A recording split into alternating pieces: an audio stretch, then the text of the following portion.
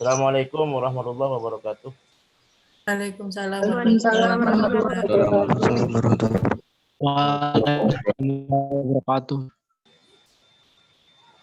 Bismillah walhamdulillah wassalatu wassalamu ala rasulillah Sayyidina Muhammad ibni Abdullah wa ala alihi wa ashabihi wa wala wala hawla wala quwata illa billah amma ba'du. Yang saya hormati Ibu Kajur, yaitu Bu Yuni, Bu Sri Wahyuni, kemudian Bapak Ibu dosen Prodi Teknik Elektro, kemudian semua adik-adik mahasiswa yang berbahagia pada hari ini. Mudah-mudahan apa yang kita lakukan pada acara Open Talk mahasiswa yang Prodi Teknik Elektro ini bisa dimudahkan, dilancarkan, dan bisa menjadi tambahan pengetahuan buat kita semuanya. Amin ya rabbal alamin. Mudah-mudahan bisa berjalan secepat-cepatnya dan singkat-singkatnya. Oke, langsung saja. Ini saya cuma buat hanya 5 slide saja atau 4 slide ya. Seperti kita ketahui bersama bahwa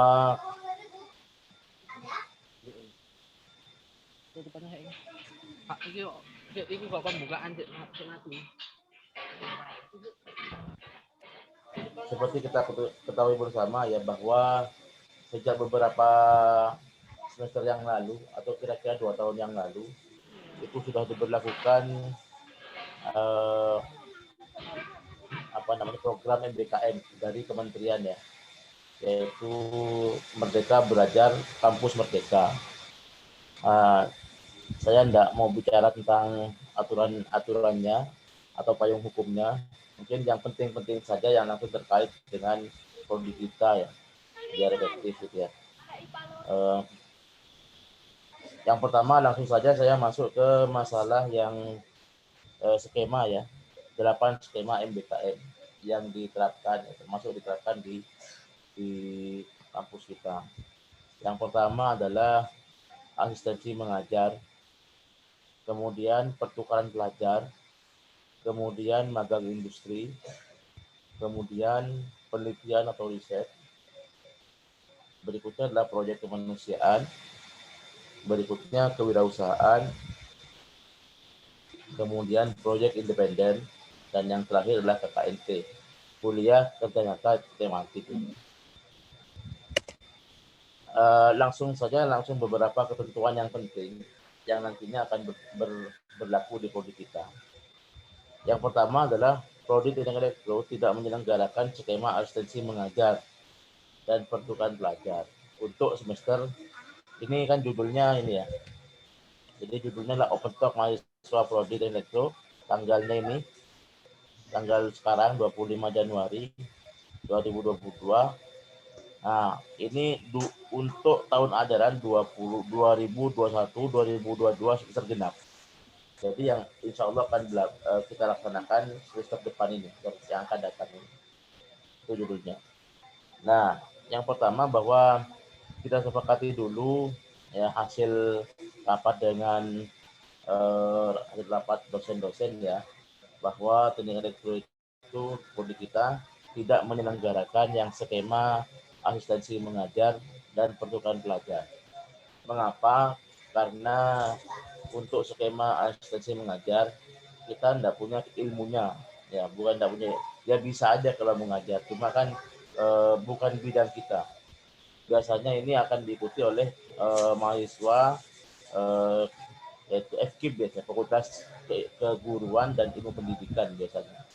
Kalau kita enggak ya, mulai dari pertama kali Fakultas Teknik ya masih di zamannya Prof. Rahmat, sampai sekarang pun kita tidak mengikuti program yang skema asistensi mengajar ini. Yang kedua adalah yang pertukaran pelajar. Kemarin kita sempat mengadakan ya yang skema pertukaran pelajar, karena secara aturan itu masih simpang siur ya kemarin ya. Ya, jadi pada rapat ketika saya masih menjadi atau menjabat wakil dekan 1, itu di rapat pimpinan pun masih belum ini ya, sehingga waktu itu aturannya adalah bahwa mahasiswa yang mengambil program MBKM itu bukan pasti dapat 20 SKS, tapi eh, maksimal 20 SKS. Artinya bisa di bawah itu. Contoh ya, misalkan waktu itu yang berlaku ya. Contoh ya, mahasiswa mengambil pertukaran pelajar ya.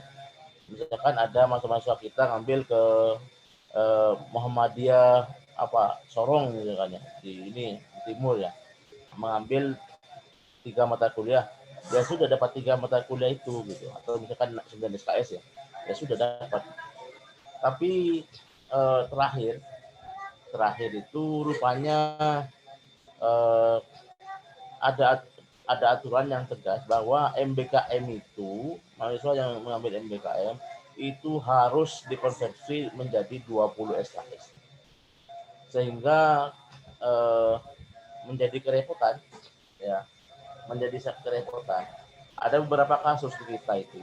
Yang pertama misalnya kasusnya mahasiswa yang sudah kadung mengambil program MBKM pertukaran pelajar ya, seperti yang kemarin yang pertukaran pelajar dengan Untidar, dengan Universitas Tadulako, Siliwangi dan lain sebagainya, itu kan hanya berapa SKS, hanya berapa ini.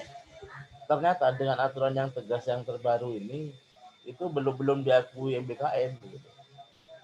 Dan ketika mengambil mata kuliah itu diakui, katakanlah 9 SKS ya, itu maka di KRS itu harusnya tidak boleh mengambil program mata kuliah yang lain, tidak boleh. Jadi ketika hanya dapat 9 SKS, ya yang pertukaran mengajar itu, yang pertukaran antar dosen itu kemarin itu, ya maka itu masih belum diakui MBKM. Dan ketika itu dimasukkan MBKM, ya itu dianggap MBKM, kode mata kuliahnya kode mata kuliah MBKM. Selain mahasiswa itu tidak boleh ngambil KRS, maka mata kuliah yang lain yang reguler itu otomatis nanti dihapus kalau itu mau dimasukkan MBKM. Itu pun karena masih 9 SKS, kurang dari 20, masih belum diakui MBKM, sehingga harus mengambil kira-kira 11 lagi agar nanti diakui MBKM, direpot.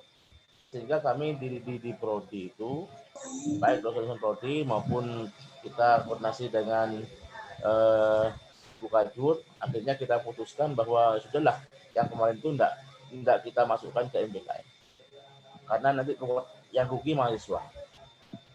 Ini beberapa aturan ya. Sehingga kalau mau ngambil pertukaran pelajar semester depan ini, maka totalnya harus yang diambil itu 20 SKS. Nah ini kita kerepotan nanti.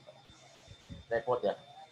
Selain itu, yang bikin repot adalah sampai sekarang itu adalah administrasi dalam pemberian nilai, kemudian pemberian SK mengajar dan lain sebagainya masih belum selesai. Sehingga kita pertimbangkan bahwa semester depan ini kita tidak mengambil pertukaran pelajar. Sehingga yang bisa diambil adalah program-program yang lain. Ya, yang ini. Selain nomor 1 dan nomor 2. Monggo. Kemudian yang lain itu yang kita ambil semester kemarin itu, ya, selain pertukaran pelajar dan sekarang tidak kita masukkan ternyata ya, adalah magang industri. Kemudian penelitian atau riset ini sudah jalan. Kemudian kewirausahaan juga sudah jalan. Begitu. Nah, adik-adik mahasiswa yang saya hormati, perlu dicermati, sangat direkomendasikan. Ya, berarti kita tinggal 6 skema yang mungkin bisa kita laksanakan, masa depan itu. Selain yang 2 ini.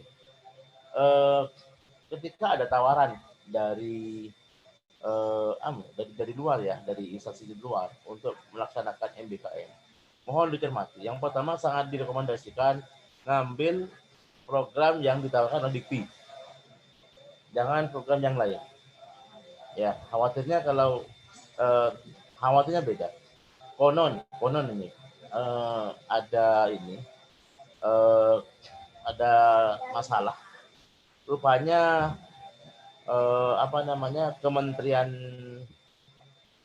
ada kementerian yang lain yang juga saya lupa kenapa itu kemarin itu. Nanti mungkin saya kalau sudah ingat ini. Ada kementerian yang lain itu juga menawarkan magang. Tapi ternyata setelah diikuti itu ternyata bukan MBKM.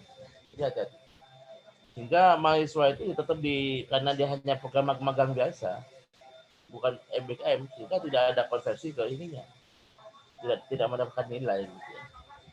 Nah ini yang sangat direkomendasikan untuk diambil itu kalau mau mengambil adalah yang dikeluarkan atau yang diakui oleh kementerian ini ya, Kemendikbud ya apa, Ristek Dikti, saya kalau nggak salah lupa namanya, berubah terus ya, nama kementeriannya berubah terus. Jadi yang dikeluarkan Dikti itu kalau mau diambil, jangan yang lain. Karena di situ sudah ada perangkatnya ya, ada perangkat ininya, ada pengisian logbooknya dan lain sebagainya, sehingga nanti ada bisa dikonversikan dan dipertanggungjawabkan, bisa untuk dikonversikan menjadi 20 SKS itu.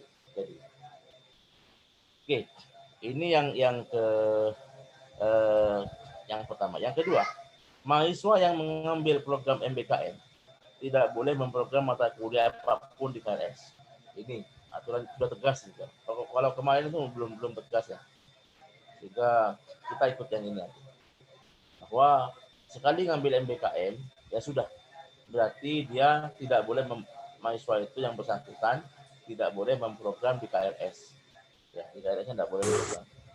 Nah, berikutnya mahasiswa MBKM akan mendapatkan paket mata kuliah MBKM sebanyak 20 SKS. Ya, apakah magang industri, apakah proyek, apakah kewirausahaan, apakah KKNT, nanti mahasiswa itu akan mendapatkan paket mata kuliah MBKM yang ditentukan melalui rapat dosen-dosen prodi dengan jurusan ya sebanyak 20 SKS. Dan untuk menggantikan beberapa mata kuliah ya 20 SKS tersebut digunakan untuk menggantikan beberapa mata kuliah pilihan keahlian yang telah ditentukan. Sehingga kemarin tuh kami dosen-dosen di prodi dan Bukajur ya, teman di prodi itu menyepakati ada beberapa mata kuliah yang asalnya di kita itu adalah wajib semua. Ya, wajib semua. Ada beberapa mata kuliah di mana mata kuliah sebanyak 20 SKS itu kita ubah statusnya dari wajib menjadi pilihan. Dan mata kuliah itu sifatnya mata kuliah keahlian. Artinya dari setelah mahasiswa itu menguasai mata kuliah dasar yang menjadi basic ya, dasar kemampuan keelektroan, maka di atas itu nanti ada mata kuliah, ada sifatnya keahlian apa. Itu nanti yang sebanyak 20 SKS yang nanti akan tergantikan oleh mata kuliah 20 SKS mata kuliah paket MBKM ini. Misalnya mahasiswa sudah terlanjur mengambil itu ya. Katakanlah nanti ya ada beberapa mata kuliah sudah 6 SKS dari 20 SKS itu sudah terlanjur diambil. Ngambil MBKM. Ya, bagaimana? Maka nanti lulusnya mahasiswa itu bisa lulus 144 ditambah 6 SKS itu nanti menjadi 150 SKS. Kalau mau dibuang juga boleh. Seperti itu. Mata kuliah apa saja itu? Ya ini bisa diperhatikan. Yang pertama paket mata kuliah MBKM-nya itu. Ya, paket mata kuliah MBKM-nya. Ini nanti MBKM bentuk apapun, apakah MBKM magang, MBKM penelitian, kewirausahaan, proyek kemanusiaan, KKNT, nanti akan mahasiswa yang ngambil itu akan mendapatkan paket 7 paket mata kuliah ini. Ya, pertama pengenalan lingkungan kerja sebanyak 2 SKS. Implementasi soft skill. Ya. sebanyak 3 SKS. Implementasi hard skill. Jadi kalau soft skill itu kemampuan ini seperti kepemimpinan, kerjasama, kemudian etika dan lain sebagainya. Kalau hard skill kemampuan akademik, ya, ya nanti akan dinilai oleh pembimbing MBKM-nya dinilai. Jadi tidak mesti sama nilainya ini. Ya, bisa ada yang dapat A, ada yang dapat B. Kalau jelek sekali, ya bisa lebih buruk lagi gitu. Ada implementasi proyek, ya, implementasi proyek dalam menyelesaikan proyek besarnya seperti apa. Dia punya proyek besar untuk diselesaikan di skema masing-masing itu. Kemudian implementasi kelas, kemudian implementasi penugasan. Selesai nggak tugasnya? Setiap logbooknya kan biasanya satu ada tugas dalam rangka menyelesaikan proyek besarnya itu. Dan yang terakhir adalah pelaporan dan dokumentasi. Ini mata kuliah proyek nanti yang didapatkan oleh mahasiswa yang ngambil MBKM. Totalnya 20 SKS ya. Ini 20 SKS totalnya. Nah, mata kuliah yang berubah status berikutnya, mata kuliah yang berubah status dari wajib menjadi pilihan. Kenapa dulu kita elektro itu tidak ada pilihan, wajib semua? Karena begini ceritanya awalnya. Karena saya termasuk 6 dari dosen yang mendirikan elektro ya. Di mimpinya awalnya itu mau buka 5 konsentrasi, awalnya mimpinya. Ya, karena setelah setahun, 2 tahun dosennya tetap 6 orang itu tidak memungkinkan. Sehingga untuk sementara waktu itu ya tidak ada penjurusan, tidak ada bidang minat waktu itu. Sehingga mata kuliah keahlian ya, itu sudah diwajibkan aja semua, seperti itu ditanya. Karena kurang dosen juga gitu. Nah, rupanya sekarang alhamdulillah dosen kita sudah mulai banyak ya. Kalau tidak salah ada 14 atau 15. Nah, sehingga kedepannya insya Allah nanti ketika ada pelaksanaan redesign kurikulum, insya Allah nanti sudah ada bidang minat nanti. Apakah ada 2 bidang minat atau 3 bidang minat nanti tergantung situasi, tergantung kesepakatan teman-teman dosen. Nah, ini beberapa mata kuliah yang asalnya adalah wajib menjadi mata kuliah pilihan, keahlian. Karena MBKM itu kan sebenarnya keahlian. Orang yang mahasiswa yang mengambil mata kuliah MBKM, dia nanti akan mendapatkan keahlian tertentu. Ya, katakanlah di magang industri, dia akan menguasai keahlian tertentu nanti di tempat dia magang industrinya itu. Nah, sehingga yang bisa dipergantikan adalah mata kuliah keahlian juga gitu. Tapi dengan tidak merubah kemampuan dasar sebagai seorang mahasiswa elektro, tanpa merubah itu. Nah, ini mata kuliah yang pertama adalah komputasi lunak, 3 SKS, semester 6, 17. Ya, sementara masih pengaturannya belum di ini ya. Kemudian mata kuliah manajemen energi, 3 SKS. Kemudian pemeliharaan peralatan listrik, 3 SKS. Akuisisi data, 3 SKS. Komunikasi nirkabel, ini mata kuliah saya, juga 3 SKS. Riset operasi, 3 SKS, dan proses stokastik, 2 SKS. Jadi begitu mahasiswa ambil MBKM, dapat ini, paketnya ini, untuk menggantikan ini. Kalau ternyata ini sudah diambil, ternyata ya sudah nggak apa-apa. Tergantung nanti di transkrip akhirnya apakah mau dimasukkan apa enggak. Kalau kan di sini dapat ini di mata kuliah, katakanlah mata kuliah paket MBKM-nya dapat A semua gitu kan. Yang ini sedangkan yang ini ada yang dapat C, ya sudah bisa dibuang aja nggak apa-apa. Jadi karena kelulusan tetap minimal 144 SKS. Ya. Berikutnya adalah mahasiswa MBKM yang diperbolehkan adalah mahasiswa semester 6 dan 7. Hitung-hitungan kami, ya, para dosen, mahasiswa yang sangat memungkinkan untuk mengambil MBKM dari 6 skema itu, ya, karena kita tidak ambil yang 2 skema, itu semester 6 dan 7. Atau mahasiswa yang sudah lulus semua mata kuliah wajib. Misalkan semester 5 sudah mengambil semua mata kuliah wajibnya. Semua mata kuliah wajibnya sudah diambil. Artinya semua mata kuliah kecuali yang ini. Karena nanti ini dipersilakan kalau barangkali mengambil MBKM. Ya. Yang tidak mengambil MBKM, ya wajib semua ini. Bagi yang tidak mengambil MBKM ini, maka yang ini, yang mata kuliah pilihan keahlian wajib, menjadi wajib artinya. Karena dia lulus harus minimal 144 begitu. Ya, mohon diatur strateginya, dipertimbangkan dalam mengambil mata kuliah. Bagi yang ya tentunya mengambil MBKM itu ya tidak semudah yang kita bayangkan ya. Justru harus masuk tiap hari, harus buat laporan tiap hari, ngisi logbook dan tugasnya. Jadi memang tidak ini. Makanya kita nanti hanya menerima nanti yang hanya yang direkomendasikan untuk bisa diambil yang dari kementerian yang itu ini. Misalkan semester 5 sudah mata kuliah wajibnya sudah ambil semuanya, monggo. Silakan saja. Ya, yang terakhir, mahasiswa semester 8 ke atas. Semester 8 ke atas tidak direkomendasikan mengambil program MBKM. Kenapa tidak direkomendasikan?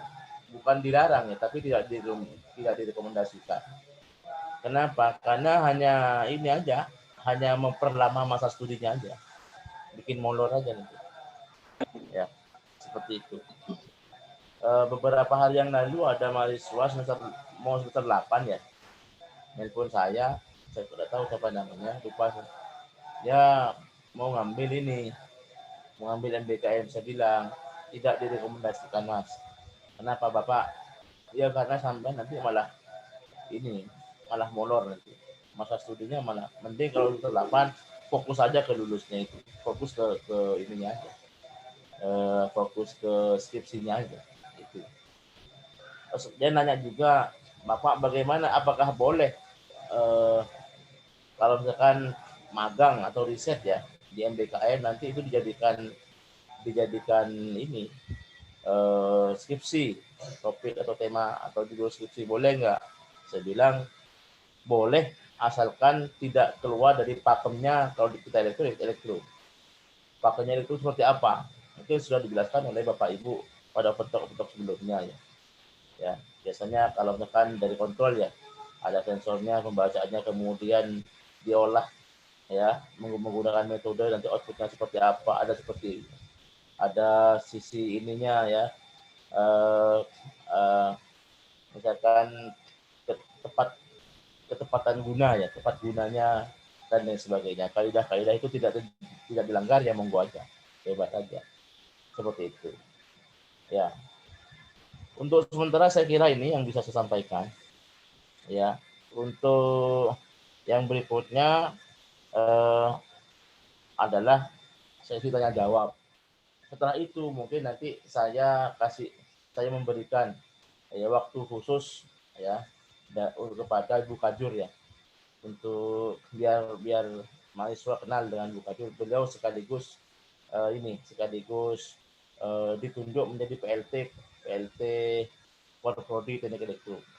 Jadi ceritanya kemarin kan ada beberapa, bukan di kita hanya elektro ya yang diajukan, kemudian yang masih belum ini ya. Di yang lain itu juga ada ekonomi, ada 6 prodi, pertanian 3 prodi, kemudian FKIP itu ada ada 2 prodi ya, itu masuk ada semua.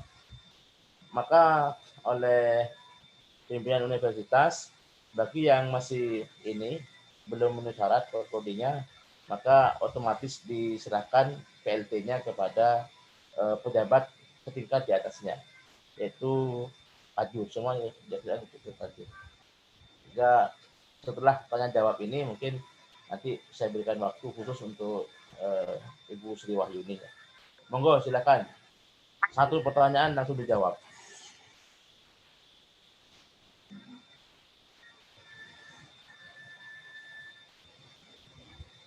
Barangkali ada.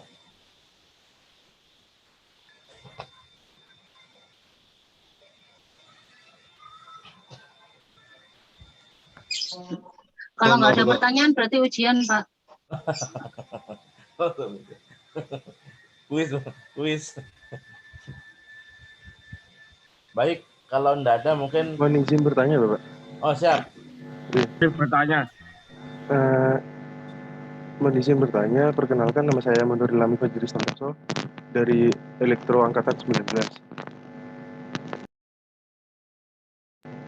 Mohon izin Bapak, di sini kan saya untuk teknik elektro sendiri di semester yang kemarin, di semester ganjil itu ada yang mengambil MBKM KWU. Nah, di situ kita KRS-nya tidak memasukkan MBKM, Bapak. Nah, untuk konversinya itu bagaimana, Bapak? Apakah semester depan kita hanya mengambil mata kuliah MBKM saja? Sedangkan di tim saya sendiri itu ada 4 orang. Saya sendiri angkatan 19, 2 orang itu angkatan 20, dan bahkan ada yang angkatan 21. Nah, untuk konversinya itu saya lebih memperhatikan untuk teman-teman yang 21, Bapak, untuk di tim saya, karena kan masih baru maba dan harus mengkonversi secara tidak langsung mengkonversi SKS-nya untuk semester depan, gitu Bapak. Baik, jadi untuk Mas Ilham ya, Ilham apa ya? Mas Gitu Bapak, Ilham. Ilham Bapak. Mas Ilham, jadi sempat kami diskusikan ya, terutama antara saya, kemudian Pak Risa sebagai Korprodi yang kemarin, dan juga Bu Yuni ya. Bagaimana solusinya yang kalian ini ya? Kalian itu ya, karena aturan yang kemarin masih belum strict ya Mas ya. Saya katakan tadi itu ya, masih rupanya kalian itu sudah ngambil MBKM KWU, dan juga ngambil di KRS, ada yang ngambil 24 SKS, ada yang ngambil 22, ada yang ambil 12 SKS gitu Mas ya. Ya, benar Bapak. Jadi ada beberapa solusi Mas ya, cuma yang mana yang paling bisa memungkinkan kita usahakan yang terbaik lah buat mahasiswa. Yang pertama mungkin skemanya, nanti solusinya yang adalah, kan kalau yang mengambil MBKM kan nggak boleh ngambil KRS, nggak boleh ngambil mata kuliah, harus bersih. Aturannya kan seperti itu. Sehingga bagaimana, apakah salah satunya digugurkan? Ya ada kemungkinan salah satunya digugurkan. Ada kemungkinan. Tapi kalau semisal masih bisa diupayakan, ya kita upayakan. Misalnya begini, yang kita diskusikan dengan Pak Riza ya. Misalnya begini, yang kemarin ya sudah, mata kuliah yang kemarin didapatkan sebagaimana program KRS-nya itu. Sedangkan MBKM-nya dianggap penilaiannya masuk ke semester ini. Sehingga semester ini kalian itu tidak mengambil KRS, murni MBKM. Langsung nanti langsung ke paket yang saya jelaskan tadi itu, paket MBKM itu. Itu saya kira solusi yang paling bagus, saya kira. Solusi yang tidak begitu bagus ya mungkin satunya harus gugur gitu. Entah yang mau digugurkan MBKM-nya atau yang mau digugurkan adalah mata kuliahnya. Nah, yang paling bagus sekali lagi adalah ya kedua-duanya dapat, tapi satunya di semester yang lalu ya, kalian sudah yang mata kuliah KRS-nya itu sudah diambil, sudah keluar nilai begitu ya, sudah itu. Kemudian kan MBKM-nya itu kan selesainya kan tidak semua, mungkin dimulai di semester yang lalu, mungkin selesainya di semester ini, sehingga dianggap nilainya baru bisa dikeluarkan pada semester ini, sehingga dianggap mengambil MBKM pada semester depan ini begitu. Sehingga semester depan tidak usah ngambil mata kuliah, mungkin dapat nanti MBKM yang mata kuliah paket MBKM itu. Ada pertanyaan? Iya Bapak, ini seperti gini Bapak, kan dari teman-teman 21 kan itu ada, dan saya sendiri kan ada praktikum. Nah, untuk semester depan ini, itu nilai mata kuliah praktikum itu apakah ikut ke konversi ataukah kita bakal mengulang praktikum itu pada tahun depan, Bapak? Ada praktikum gimana? Mengambil praktikum tak? Ya, misalnya kan Kemarin ngambil praktikum. bukan, Bapak. Maksud saya kan di semester 6 ini kan saya semester 6 ini kan ada praktikum, Bapak. Nah, jika saya mengambil mata kuliah MBKM, apakah mata kuliah praktikum itu tertutupi oleh konversi atau tidak? Enggak. Yang tertutupi oleh konversi seperti yang saya sampaikan tadi itu. Ya, tadi masih yang ini. Ya, yang komputasi lunak, manajemen energi itu, Bapak. Ya itu aja. Sedangkan di luar itu enggak. Praktikum itu termasuk kemampuan dasar. Kemampuan dasar yang dimiliki oleh semua mahasiswa elektro. Dan MBKM adalah kemampuan keahlian. Sehingga yang setara dengan kemampuan keahlian adalah kemampuan keahlian juga. Bukan kemampuan dasar. Jadi kalau kemampuan dasar tidak dimiliki, maka kalian itu tidak jelas dipertanyakan keelektroannya, begitu. Gitu ya. Baik, berarti bagi teman-teman yang angkatan 20 dan angkatan 21 itu secara tidak langsung untuk konversi SKS-nya tidak diperoleh, Bapak. Konversi SKS-nya maksudnya gimana? Iya kan, dari teman-teman yang di sini kan yang konversi SKS-nya hanya komputasi lunak kan itu ada di semester 5 dan semester 7 ke depan, Bapak. Ya sudah, itu aja. Jadi yang di atas, mata kuliah semester atas, yang disebutkan yang tadi itu, ya ke depannya tidak usah diambil. Kalau ngambil sekarang sudah ngambil ini, MBKM. Oh gitu, Bapak. Iya. Siap. Berarti meskipun yang angkatan 21-20, berarti untuk semester depan, semester 7 dan semester 6, tidak usah mengambil mata kuliah yang sudah dijelaskan dulu. Iya. Ya, Bapak. Tapi untuk ke depan itu kan kecelakaan, Mas ya. Ya. Itu kan versi kecelakaan. Ini ke depannya kan harus kita perketat hanya yang semester 6 dan 7 saja. Atau boleh semester 5, tapi mata kuliah wajibnya sudah selesai semua. Misalkan cepat ya ngambilnya, ya monggo aja. Silahkan. Bisa aja. Baik, Bapak. Ya. Menindaklanjuti lagi, berarti hanya untuk mata kuliah ini, dan kita yang mata kuliah yang tidak terkoneksi harus diulang lagi pada tahun depan. Seperti itu. Bisa di semester berikutnya itu. Ya, Bapak. Ya. Mungkin ada lagi yang lain? 1 menit tidak ada, saya serahkan ke Bu Kajul. Mohon izin bertanya Bapak. Untuk teman yang lain dulu, Bapak. Siapa? Ada lagi? Bapak. Ya, monggo silakan, Mas. Sebelumnya, perkenalkan nama saya Ahmad Andika Nadiawan, angkatan 18, Pak. Ya. Ini saya mau bertanya tentang slide di beberapa ketentuan penting. Poin terakhir yaitu mahasiswa semester 8 ke atas tidak direkomendasikan mengambil program MBKM. Ya. Nah, jikalau program magang MBKM tersebut ada mitra yang menawarkan bidang-bidang keahlian sesuai dengan program mata kuliah yang kita ajari sebelumnya. Contohnya, misal program kita tersebut menawarkan bidang PLC untuk sistem kontrol dan lain sebagainya. Itu kan termasuk bidang yang kita ajari sebelumnya di perkuliahan semester sebelumnya kan, Pak? Apakah semester 8 bisa direkomendasikan ulang untuk mengikuti program magang tersebut, Pak? Sudah. Oke, Mas Handika, Mas Ahmad Handika ya. Jadi sebenarnya tadi sudah dijelaskan, Mas ya. Jadi kenapa semester 8 tidak direkomendasikan? Karena pertimbangannya adalah masa studi nanti malah molor gitu ya. Semester 8 itu berarti dia punya waktu kira-kira 5 bulan lah efektif ya. 5 bulan efektif untuk mengajukan proposal skripsi sampai menyelesaikan. Sehingga harapannya adalah masa studinya itu tepat waktu 8 semester atau 4 tahun. Ya, kalau masa studinya molor, Mas, maka yang rugi adalah mahasiswa yang bersangkutan, prodi pun rugi. Ya.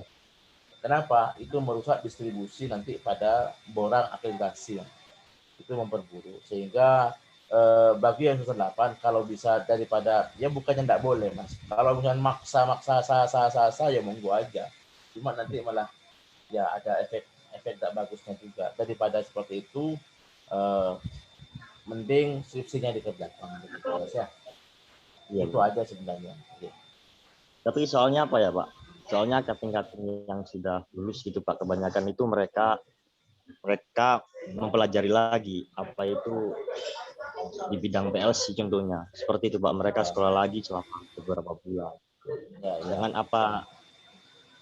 Sedangkan ini merupakan peluang bagi kita, tapi peluang tersebut juga merupakan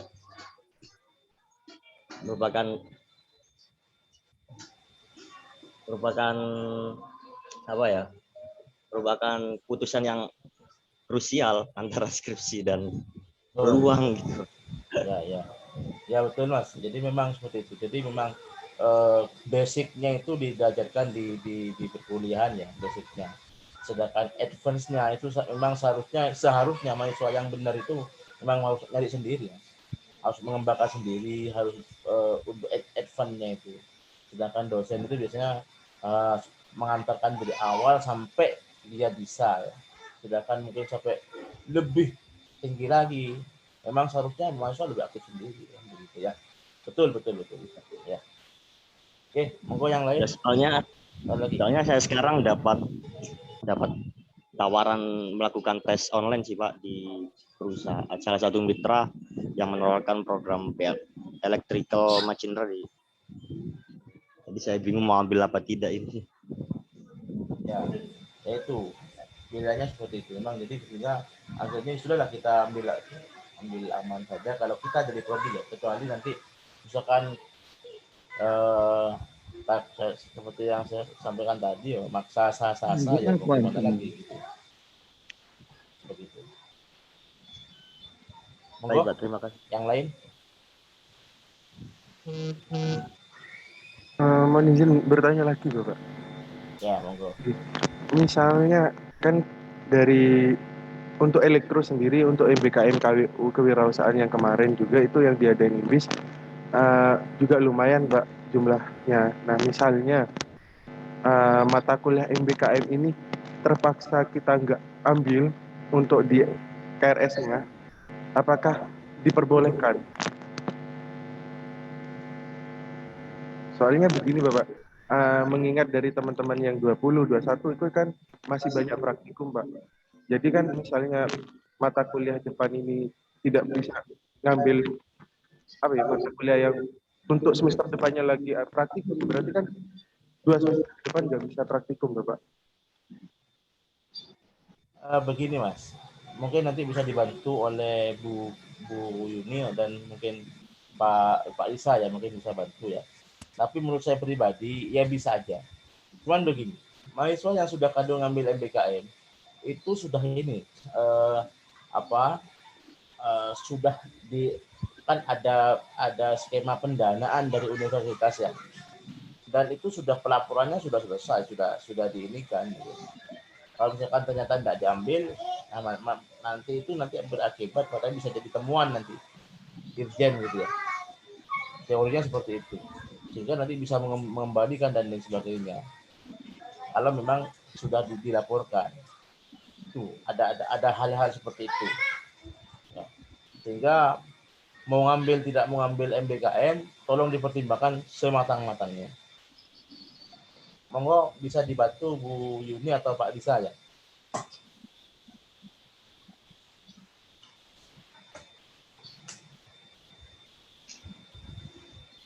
Assalamualaikum warahmatullahi wabarakatuh. Waalaikumsalam warahmatullahi wabarakatuh. Waalaikumsalam warahmatullahi wabarakatuh. Saya bantu dikit ya. Ini kasusnya anaknya angkatan 2020 atau 2021 gitu nggih, Pak Ubed ya? Oke, Bu. Terus ambil MBKM kewirausahaan gitu kah? Semester kemarin? Ya. Mengenai konversi itu hukumnya wajib sebenarnya ya. Jadi kalau si mahasiswa itu ikut MBKM, ya sudah ketentuannya mereka akan mendapatkan konversi sebesar 20 SKS. Nah, karena semester kemarin itu mungkin masih banyak kebingungan akan dirapikan di semester berikutnya. Jadi memang mungkin untuk yang semester ini makanya ada aturan-aturan yang harus diterapkan bahwa anak yang ikut MBKM itu ada batasan semester gitu, ada batasan semester. Nah, itu dia karena munculnya masalah-masalah yang seperti ini gitu. Nah, kemarin tuh sempat konsultasi juga dengan pihak universitas yang untuk MBKM itu kan diwakili oleh LP3MP ya, Bu Iin ya. Itu tuh sebenarnya pengakuan untuk konversi mata kuliah itu sampai anak ini lulus. Ngitungnya itu sampai anak ini lulus. Cuman pelaporannya biasanya didata per pelaksanaan semesternya gitu. Jadi kalau dilaksanakan semester kemarin ya pelaporannya pada saat semester kemarin. Kalau misalkan dilaksanakan atau diambil pada saat semester besok, ya pelaporannya pada saat penilaian semester besok. Nah, kaitannya dengan konversi ini karena mungkin pelaksanaannya sudah, tapi ada masalah-masalah di konversi, ini kayaknya nggak bisa dijawab sekarang karena terkait sama kurikulum. Kurikulumnya itu adalah menyangkut kurikulum prodi teknik elektro. Jadi nanti mungkin saya butuh konsultasi dulu dengan Pak Riza sama Pak Ulum mungkin ya. Atau mungkin bisa dijawab sekarang Kak Pak Riza. Terkait aturan, gimana caranya tetap bisa dikonversi si anak enggak rugi. Karena nanti kan dia sudah ambil MBKM, jadi nggak perlu lagi ambil mata kuliah pilihan gitu kan. Tapi mata kuliah pilihan ini masalahnya ada di semester nanti gitu tuh. Tapi pelaksanaannya sudah. Nah, apa mungkin bisa dijawab sekarang atau kita diskusi dulu terkait dengan hal ini ya, Pak Ulum atau Pak Riza ya? Gimana? Mungkin saya butuh masukan nih karena kaitannya sama kurikulum elektro tuh.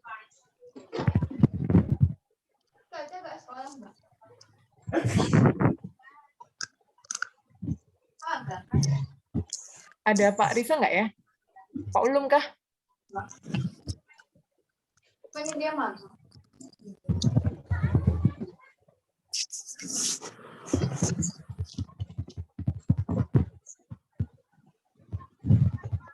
Minuman beli di mana? Halo. Oh, oke. Ya Pak Riza belum bisa. Jadi mungkin dikit aja dulu Pak. Atau Pak Ulum, ada Pak Ulum kah? Mana Pak Ulum? Pak Ulum ada Pak Ulum. Iya. Pak Ulum bisa bantu dijawab sekarang atau mau kita diskusikan aja dulu? Saya nggak berani mutusi karena kaitannya sama kurikulum, Pak. Takut keliru juga. Normal 12.000. Bu Diana kah? Pak Ulum kah? Instruksi Bu, Atau dikit? mungkin sambil lalu Iya. teman-teman absen dulu ya. Pak Hanif ya? Di kolom media Bu. Gimana? Sambil lalu Sorry. mahasiswa absen, link absennya sudah saya taruh di. Oh, ya. Teman-teman mahasiswa mungkin sambil lalu ya. Sambil kita melanjutkan open talk, mungkin bisa dibantu absensinya diisi dulu ya. Untuk pelaporan ya. Ada di link chat, silahkan absen dulu, biar nggak lupa. Oke, Pak Ubed, minta tolong ini di-keep aja dulu, jadi satu ini aja. Nanti kita diskusikan dulu, karena saya nggak berani mutusi kaitannya sama kurikulum, Pak. Takut keliru. Ya. Oke, Oke. siap Pak. Mungkin Halo? gitu ya. Pak Ulum, gimana Pak Ulum? Pak Ulum kah? Halo, Halo? Pak Ubed. Halo, sorry. Ya. Cek, balik parkiran toilet, Cek. Oh iya, Waduh. iya. Iya, iya, iya. Oke. Oke, saya jawab Pak Ubed, Bu Yuni, Oke, itu pernah oke. saya bahas. Iya, iya. Nanti kalau yang KWU yang sudah ngambil kemudian belum dimasukkan, ya nanti di semester depan ini dimasukkannya, diinputkan. Karena ini mahasiswa yang tadi itu karena sudah ngambil 24 SKS kan nggak bisa otomatis. Nah, berikutnya semester depan itu kan harus yang MBKM itu kan tidak boleh ngambil mata kuliah ya, harus 0 SKS. Karena nanti langsung diinputkan dengan konversi. Begitu Bu Yuni. Nah, konversi itu nanti udah kita buatkan kemarin 20 SKS. Jadi tetap yang diusulkan Bu Yuni yang life skill itu, kemudian sebagai penggantinya itu nanti adalah mata kuliah yang sudah kita tentukan itu. Ada stokastik dan apa ya. Pokoknya sama-sama 20 SKS. Begitu Bu Yuni. Bisa Oke, dimengerti siap nggak? Pak Ulum. Oke, ya. Sorry. Gimana? Jadi itu sementara jawabannya saya kira seperti itu ya. Nanti bisa kita yang bersangkutan bisa nanti kita bisa menghadap lagi ya ke bisa ke saya Bu Yuni, atau nanti yang jelas nanti antara saya Bu Yuni masih akan konsultasi dengan yang paham kurikulum, yaitu Pak Ulum, Pak Lisa yang pasti ya. Jadi kasusnya sekali lagi nih Bu, bagaimana kasusnya jika yang angkatan bawah itu yang 2000 angkatan 2021 itu MBKM-nya mau dilepas. Nah, kan begitu pertanyaannya dari Mas Ilham ya. Ya, betul gitu Pak. Itu boleh nggak kan begitu. Jadi sementara jawaban kita sementara ya sementara nggak boleh lah gitu ya. Itu risiko dari ngambil MBKM gitu. Tapi bisa jadi nanti bisa boleh ya. Ini ada Pak Lisa. Mungkin Pak Lisa bisa. Sorry, saya masih bicara. Oh, nggih Pak Lisa. Terkait angkatan 2021 ya, yang mau melepas itu, menurut saya tidak boleh, Pak, karena mereka sudah didanai oleh DIPA. Ya. Betul, itu Mas. Khawatirnya nanti kalau BPKP datang terus mengecek siapa saja yang dapat dana, terus betul. dicocokkan dengan MBKM-nya, itu nggak cocok, bisa jadi temuan. Gitu. Itu Mas, betul Mas. Paham Mas Ilham ya? Iya Bapak, paham. Ya. Yang saya bingungkan tuh, dan saya kasihan ke teman-teman yang 2021 tuh, takutnya ke depannya pasti molornya bakal jauh Bapak. Soalnya enggak Mas. Saya kira enggak. Nanti bisa diambil di semester berikutnya kok. Sama aja nanti. Percaya sama saya. Oke, siap. Siap. Okay. Mungkin nanti hanya bedanya ngambil praktikumnya enggak bareng seangkatan, Bre. Ngambil angkatan berikutnya kan. Oke, siap Bapak. Mungkin untuk kedepannya saya bisa bertemu dengan Bapak Ibu guru Bapak Ibu dosen di prodi mungkin Bapak. Oke. Terima kasih Bapak. Oke. Monggo, barangkali ada yang lain. Iya, saya Pak. Monggo. Ya, sebelumnya perkenalkan, nama saya Muhammad Hamdan Hendra Dermawan dari Prodi Teknik Elektro angkatan 2018 Pak. Yang kemarin ikut program MBKM di PT Petrokimia Gresik. Saya sekarang kan di semester 7 kemarin Pak, terdapat beberapa mata kuliah yang tidak ada di mata kuliah pilihan yang pengganti tadi itu Pak. Untuk selanjutnya itu apakah saya perlu mengambil mata kuliah tersebut yang tidak ada di situ atau bagaimana gitu Pak? Gimana kemarin ambil MBKM? Iya, kemarin di semester 7 ambil MBKM. Oke. Dan sisa beberapa mata kuliah yang tidak ada di mata kuliah yang seperti KN, KL, itu tadi Pak, ada beberapa. Artinya itu yang KN dan yang lain sebagainya sudah diambil sebelumnya tak? KN, KL masih belum diambil Pak, dan ada satu mata kuliah lagi yang tidak ada di situ Pak. Mungkin mata kuliah itu dasar itu bagaimana gitu Pak? Saya juga kemarin tinggal satu praktikum TTL. Jadi begini Mas, kemarin kan maka yang kemarin itu murni ngambil MBKM, sehingga kemarin semester yang kemarin sampai nanti dapat yang paket MBKM itu ya, seperti yang saya jelaskan tadi. Maka otomatis mata kuliah pilihan itu boleh tidak, yang tadi yang ada 7 ya, ada riset operasi, ada komunikasi nirkabel, ada stokastik, proses stokastik dan lain sebagainya, itu boleh tidak diambil. Andaikan misalnya sebagian sudah diambil, sebagian belum diambil. Nah, yang belum diambil itu ya sudah tidak usah diambil kalau misalkan tidak mau ambil. Karena sudah pilihan, sudah tergantikan oleh mata kuliah yang paket MBKM itu. Paham Mas ya? Yang sudah terlanjur diambil, monggo nanti sampean itu terserah sampean. Di transkrip akhir mau dimasukkan juga boleh, mau tidak dimasukkan ke transkrip juga boleh. Paham Mas ya? Kalau misalkan tidak dimasukkan, berarti sampean lulus dengan 144 SKS. Tapi kalau dimasukkan, misalkan sudah terlanjur ngambil riset operasi, tetap dimasukkan 3 SKS, ya sudah berarti 144 tambah 3 nanti lulusnya. Kan seperti itu. Itu Mas ya. Enggak Pak, kemarin kan ada mata kuliah biomedik saya Pak, sama mata kuliah praktikum TTL yang belum saya ambil.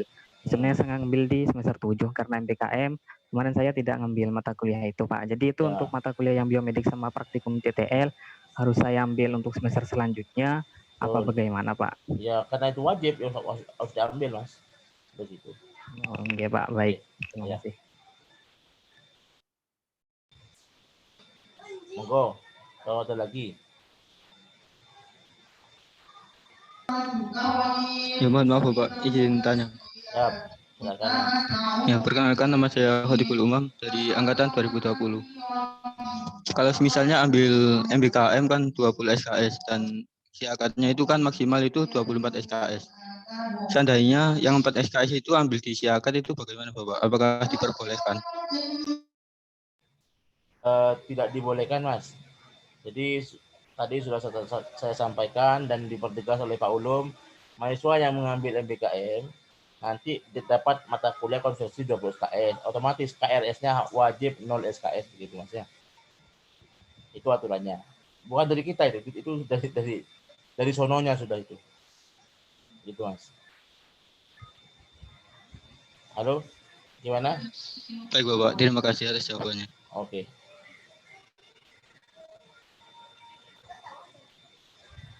Ada lagi? Kembali bertanya Pak. Nah, tadi kan saya sisa mata kuliah biomedik sama TTL Pak ya, sedangkan saya sekarang semester 8. Berarti nanti semester 9 saya perlu ngambil mata kuliah biomedik dan praktikum TTL lagi nggak Pak? 9? Ya kan kemarin di semester ganjil untuk mata kuliah biomedik sama mata kuliah praktikum TTL Pak. Oh, praktikum TTL dan biomedik ganjil kan? Ya, secara aturan seperti itu Mas. Betul. Ya, jadi secara normal seperti itu. Kecuali entah misalkan ada dianggap mahasiswa yang bermasalah misalkan. Ya. Katakanlah semester 14, ya nanti ada perlukan khusus ya saya kira. Nah, kalau yang ini apakah ada perlukan khusus enggak? Mungkin untuk sementara jawaban saya yang normal aja. Seperti itu. Jadi fokus kerjakan skripsinya aja Mas sambil lalu ya. Siapa tahu nanti hasil diskusi ada perlakuan khusus, nggak tahu. Tapi yang untuk sementara jawaban saya yang normal seperti itu. Kerjakan aja skripsinya ya sambil lalu ya. Oke, baik Pak, terima kasih. Pak Ulum mungkin ada. Halo, ya siapa? Pak Ubed, mohon maaf di warung kopi. Jadi sekarang adik-adik ya, kalau yang MBKM itu kalau bisa semester 6 aja. Pastilah kalau MBKM dan sebagainya itu pasti ada resikonya. Nah, kalau kalian ikut MBKM, otomatis dapat konversi 20 SKS, begitu ya. Kemudian apa yang belum terlanjur sudah ngambil dan konversi, nanti tinggal jangan mengambil mata kuliah, namun nanti dikonversi. Kemudian yang tadi belum ngambil praktikum dan TTL ya, Ya, yang dilengkapi Mas, dilengkapi mata kuliah nanti sambil sambil skripsi begitu ya. Nah yang tadi yang semester 7 dan 8 yang kosong katakan ya silakan sambil skripsi juga bisa. Ya kita tidak pernah mempersulit mahasiswa. Kalau bisa semester 3 masuk terus lulus ya boleh, nggak masalah gitu. Kalau bisa itu ya. Namun kan nggak bisa gitu ya. Kalau bisa lebih cepat kenapa harus lama gitu kan ya. Nah itu jadi tolong dipahami. Nah intinya nanti adik-adik ini lulus itu minimal 144 SKS. Kalau nanti lebih SKS ya nggak apa-apa, itu lebih baik lagi. Poin untuk kalian. Begitu Pak Ubed, kesimpulan dari saya. Makasih Pak Ubed. Ya, makasih Pak Ulum. Monggo yang lain. Jika ada pertanyaan.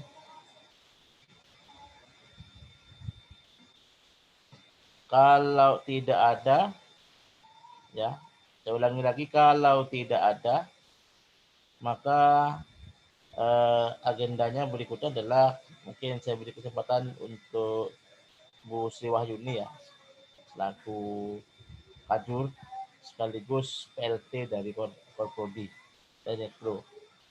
Monggo silakan Bu Sri Wahyuni. Oke, terima kasih waktunya Pak Ubed. Jadi, nun sewu Pak, Bapak Ibu, rekan-rekan desain di Elektro, selamat pagi menjelang siang untuk teman-teman mahasiswa Elektro. Jadi ini mungkin kesempatan saya yang pertama untuk open talk dengan teman-teman. Mungkin saya menyampaikan dulu informasi. Jadi Bu Yuni. Nggih. Halo Bu Yuni. Ya. Biar videonya sampean dihidupin. Halo. Gimana Pak? Videonya sampean dihidupin biar tahu. Wajahnya Bu. Ininya. Lagi ini Pak, lagi sinyalnya tuh. Oh, gitu. Mati-mati nih, lambat nih suaranya kadang-kadang.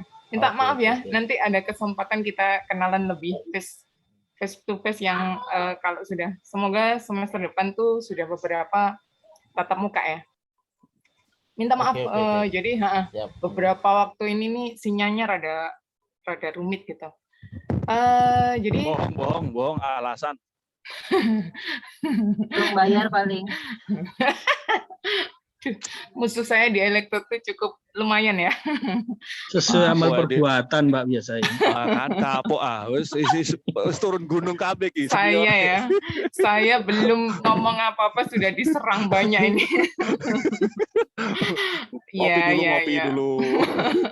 Loh iya loh. Pak Ulum loh kirim loh ke sini loh. Itu lagi ngopi beneran loh. Loh iya golek sinyal iki. Iya beneran, sinyalnya rumit beberapa hari ini. Ngomongnya kayak robot, semoga hari ini enggak ya.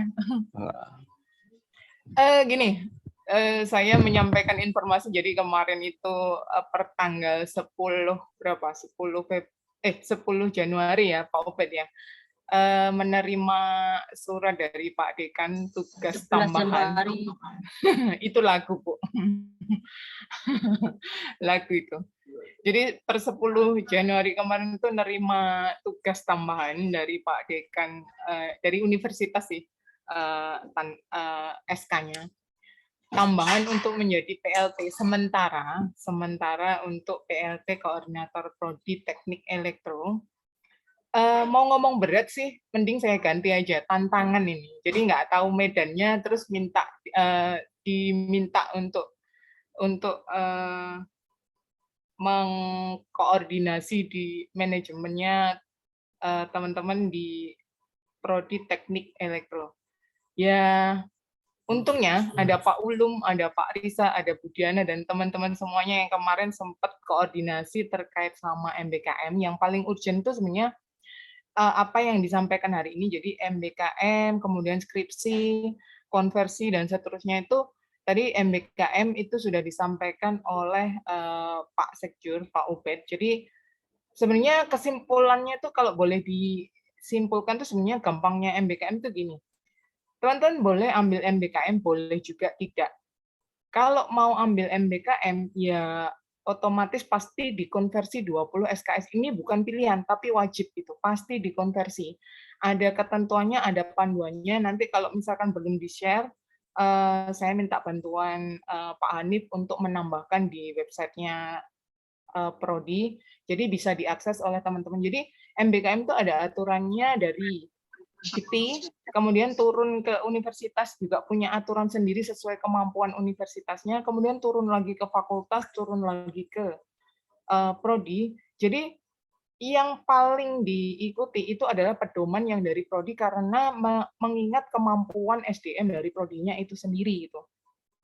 Kalau dari Dikti pusat itu tuh sebenarnya MBKM itu boleh dikonversi 20 SKS atau 40 SKS. Tapi karena kemampuan prodi itu cuma mampu mengkonversi sebesar 20 SKS atau periode 1 semester, nah jadi kita nggak nerima yang konversi 40 SKS. Cuman nerima yang 20 SKS. Nah ini disesuaikan dengan kemampuan prodi. Jadi ada aturan dikti yang dia boleh 40, ini nggak berlaku lagi gitu. Karena itu disesuaikan dengan kemampuan prodi seperti itu. Jadi ada panduan-panduan yang mana yang harus diikuti, semuanya diikuti. Tapi kalau misalkan prodi itu punya aturan sendiri, ya prodi yang paling harus diikuti yang punya prodi gitu. Nah, kalau kemarin ada yang dan kesempatan untuk mengambil MBKM itu tuh dalam satu masa kuliah 4 tahun, harapannya 4 tahun ya, itu mungkin hanya bisa mengambil 1 kali MBKM. Jadi, biar nggak rumit terjadi konversi itu tadi, takutnya ada mata kuliah wajib yang belum selesai dan seterusnya, itu kita bikin aturan untuk MBKM itu yang boleh ngambil MBKM adalah yang semester 7, 6 atau semester 7. Jadi kalau genap ya semester 6 ngambilnya, kalau yang ganjil itu di semester 7. Semester 1, 2, 3, 4, dan seterusnya nggak boleh. Biar nanti nggak terjadi ruwet konversinya gitu. Karena pada saat, karena sebenarnya konsepnya MBKM itu kan mau mencari pengembangan keilmuan di luar prodi, mungkin seperti itu kan. Nah, mata kuliah wajib di prodinya harus lulus dulu. Harus lulus dulu. Jadi ini yang menyebabkan kenapa boleh ngambilnya MBKM itu di semester 6 atau 7. Nah, untuk yang semester 8, harapannya kita biar nggak molor-molor, karena prodi itu juga ada evaluasi kurikulum, evaluasi dan seterusnya lewat akreditasi dan seterusnya itu harus sebaiknya itu tuh meluluskan, intinya dalam satu angkatan itu yang masuk berapa, yang lulus berapa, itu harus tepat waktu, harusnya gitu yang benar. Nah, kalau misalkan dibolehkan untuk semester 8 ngambil MBKM, nah ini akan jadi beban ke prodi. 1 orang dibolehkan, harusnya semuanya dibolehkan dong. Kalau misalkan satu angkatan aja 150, anggaplah gitu. Nah, 150 ini akan membebani prodi kalau mereka semuanya ikut MBKM, terus lulusnya molor semua. Nah, ini akan jadi masalah lagi ke prodi. Oleh karena itu, kenapa untuk angkatan yang 8 itu tidak dibolehkan untuk ikut MBKM. Jadi kesempatannya untuk ikut MBKM itu adalah semester 6 dan semester 7 aja. Nah, kalau mau ngomongin masalah pengalaman, nanti sekalian aja terjun pada saat kerja, itu sudah langsung pengalaman, langsung dapat ininya lah. Langsung terjun ke lapangan, sudah selesai semuanya, nggak ada tanggungan di kampus, enak ke teman-teman mahasiswa juga. Itu harapannya di kita kayak gitu. Kenapa ada yang nggak dibolehkan di semester 8. Kemudian mungkin untuk masalah MBKM sudah cukup panjang dibahas. Hal krusial yang berikutnya itu adalah mungkin target untuk segera meluluskan. Nah, ini kaitannya sama skripsi. Mungkin saya sedikit share yang barusan kita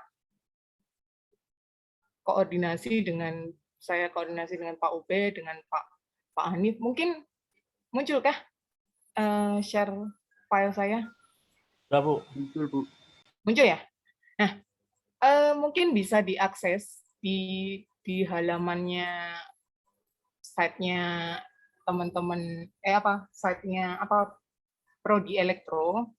Jadi itu saya rasa kemarin saya sudah konsultasi sama Pak Riza juga bahwa aturan skripsi itu kan sebenarnya sama ya, satu fakultas itu yang membuat pedoman, yang membuat formnya itu semuanya adalah dari fakultas, jadi kita tinggal ngikuti aja sih.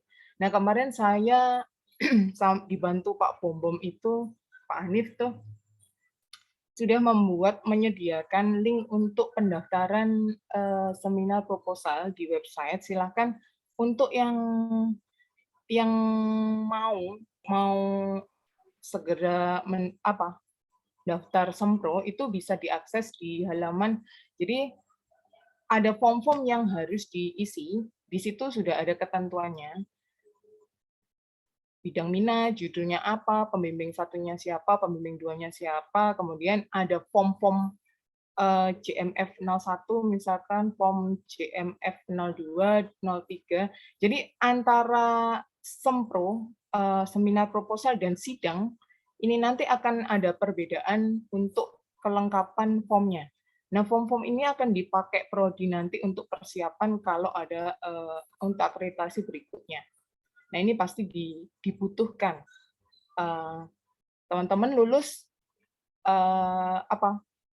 buktinya apa? Nah, ini nih yang nanti akan jadi bukti di prodi dikumpulkan. Nah, ini nanti sudah ditandatangani lengkap, baru di-scan kemudian di-upload ke website ini. Nah, ini nanti akan masuk ke Excel. Nah, kita akan menjadwalkan itu sesuai dengan informasi yang sudah disampaikan di sini. Kemudian draft, di sini ada draft proposal skripsi. Yang namanya Sempro itu kan proposalnya masih draft ya. Selama Sempronya belum lulus itu kan masih draft. Nah, di sini nanti akan dicek setelah didaftarkan akan dicek Turnitin. Jadi tingkat plagiasinya berapa? Kalau di elektro berapa ya Pak Risa ya? Batasan untuk 30, Bu. 30 ya? Ya. Nah, jadi kalau semisalkan nanti draft proposalnya itu setelah dicek itu kurang dari atau 30%, nah nanti akan dilanjutkan dijadwalkan. Tapi kalau masih belum, si anak yang mendaftar ini nanti akan dihubungi, mungkin lewat grup-grup mahasiswa. Kemarin saya juga tanya-tanya ke Mas Ivan tuh ada grup mahasiswa kan, nanti akan disampaikan di situ untuk segera memperbaiki draft proposalnya dulu, kemudian baru bisa dijadwalkan ulang. Nah, ini terkait dengan Sempro, sebenarnya terkait dengan sidang itu juga sama. Terkait dengan sidang itu sama, mungkin formnya aja yang berbeda. Jadi kalau di sini untuk Sempro itu JMF 01 sampai 05, ini catatannya sudah lengkap tanda tangannya ya, sudah lengkap ditandatangani oleh pihak-pihak yang ada di situ, termasuk dirinya sendiri. Kemudian untuk yang form sidang, ini, bentar.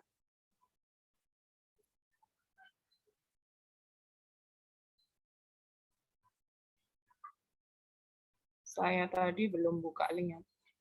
Pak Bombom bisa dibantu share ininya aja ya. Saya kok harus masuk ke ini. Halo? Pak Hanif ada? Kah?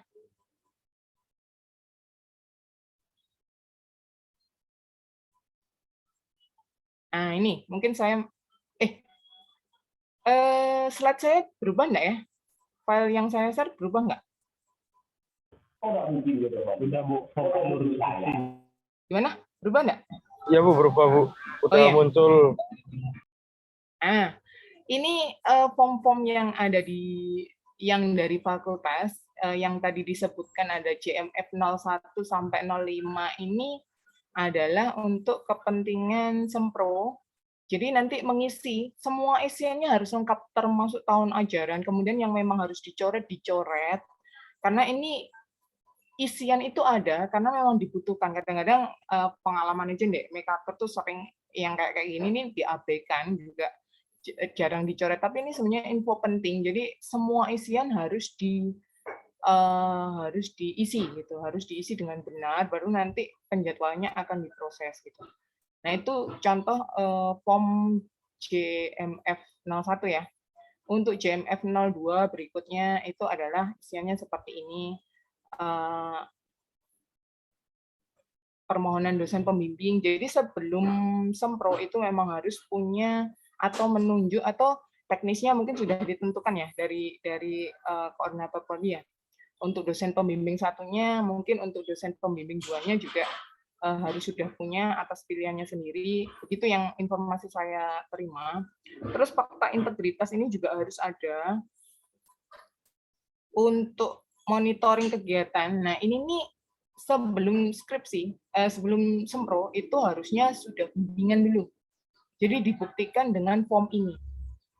Misalkan yang dibimbing, yang dibimbingkan dengan dosen pembimbing itu materinya apa aja. Nah ini yang ditulis tanggal berapa, terus para pembimbing dan seterusnya ini jangan di-upload kosongan. Nanti nggak akan dijadwal. Akan dicek kalau memang benar-benar sudah lengkap baru akan dijadwalkan.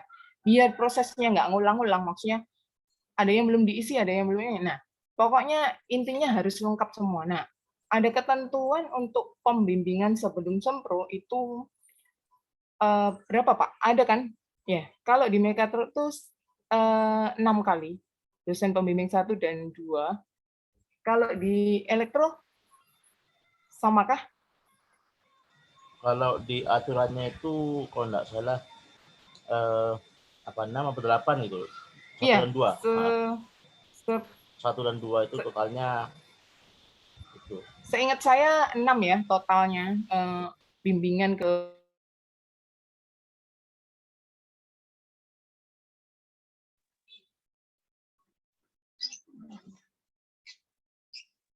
6 Bu masing-masing. 6 ya? 6 ya, Bu ya? 8, Bu. Oh, 8. Aturan Masing-masing 6. Aturan akreditasinya bisa nilai maksimal jika pembimbing 1 dan 2-nya total 8, Bu. Total ya. Ya, Total. bukan masing-masing 6. Ya. Jadi gitu 8, misal 4 ke pembimbing 1, 4 kali ke pembimbing 1, 4 kali ke pembimbing 2 ini baru boleh daftar gitu. Artinya dianggap sudah benar-benar draftnya itu sudah siap, sudah atas pantauan pembimbing dan seterusnya gitu. Nah, ini dilengkapi 8 kali pembimbingan itu apa saja gitu. Bu, dijadikan 1 atau dijadikan 2? Kalau saya dijadikan 1 boleh. Maksudnya misalkan ini pembimbing 1 aja. Kemudian bikin lagi form yang sama dengan pembimbing 2, silahkan. Mau dijadikan 1 juga, kalau saya sih silahkan aja. Mana yang paling memungkinkan karena ada keterbatasan space ini kan, space teks gitu. Silahkan aja mau jadi 2 atau 1 gitu. Kemudian untuk yang form JMF 06 ini nih dibawa atau disediakan pada saat sempro, pelaksanaan sempro. Jadi teman-teman mahasiswa menyiapkan sudah ada isiannya. Sudah ada isiannya, diketik rapi, apa judulnya, NIM-nya berapa, dan seterusnya. Nah ini nih yang tidak perlu diisi adalah centang-centang ini dan halaman perbaikan. Ini adalah haknya penguji. Tapi selama masa pandemi mungkin bisa sambil lalu, jadi nanti baru ikuti aja prosesnya dulu, dicatat, kemudian baru nanti diisikan. Nah ini nanti akan jadi syarat pada saat nanti sidang. Pada saat nanti sidang, form ini harus sudah ditandatangani oleh penguji. Pengujinya siapa nanti harus sudah ditandatangani dulu, ini sudah ditentukan lulus atau enggaknya, dan seterusnya. Jadi ini adalah form yang diisi pada saat selesai pelaksanaan atau pada saat pelaksanaan sempro. Ini yang diisi. Ada form perbaikan seminar dari penguji 1, penguji 2, penguji 3. Jadi pengujinya ada 3, pembimbingnya ada 2. Nah ini nanti menjadi syarat untuk pada saat mendaftar sidang. Ini diisi dulu, nanti pada saat sidang itu mendaftar lewat website yang sama. Nanti silakan sambil dibuka bisa, kalau misalkan ada yang ditanyakan boleh ditanyakan gitu.